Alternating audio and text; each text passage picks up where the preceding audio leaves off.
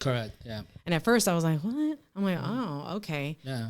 So technically, right, our logic, right, the way that we think and the things that we are able to discover through the scientific means, through technology, right, those things were meant, at least in theory, to make our lives better, right, and improve our lives, to improve our connection with one another, right? But that hasn't truly been the case, right?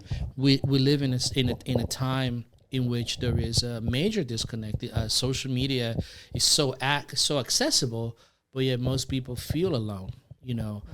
Some people have a difficult time finding partners. Connecting at work, connecting with people. So it kind of like brings a big question, right?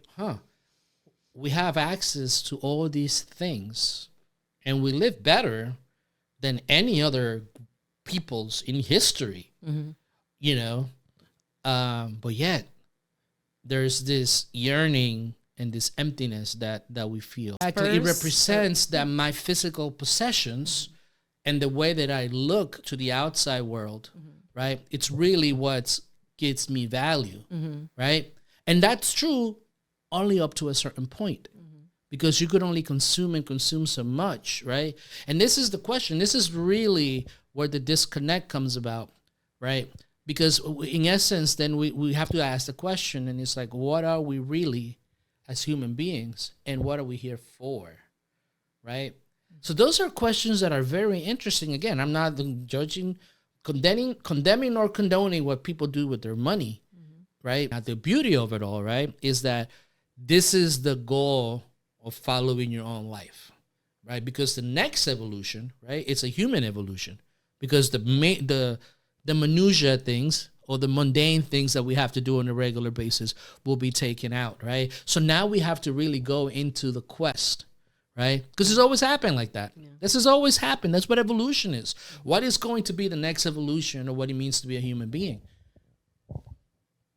And this is why it's so important. And this is what I think people are not really looking into, the disconnect. Separate people because one is better than the other. I feel superior. I feel better, which is also a false possession of status, right? Because the underlying thing that makes you who you are is transcendent. It's like, so the problem is when we get stuck, right, into one definition of who we are. What happens there? It's one. We build this barrier in which we don't see other people. We don't see, we see what we want to see. That makes sense. Right?